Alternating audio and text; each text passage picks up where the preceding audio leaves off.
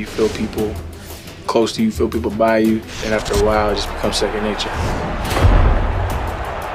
With player sense, players are aware of what's going on around them and they do appropriate action. We've expanded player sense. Characters are making hundreds of calculations per second. Running line of sight checks on the ground. They're actually checking what's ahead of them. So players do things that are very subtle, but make them seem much more intelligent on the field.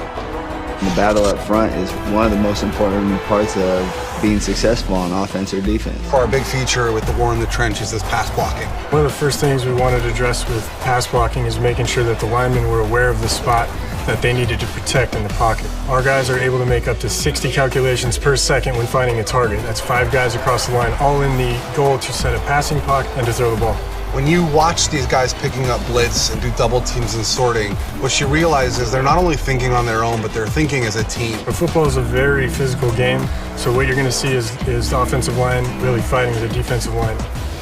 The war in the trenches, man, they have to be able to fight. You know, our guys, they fight as hard as they can.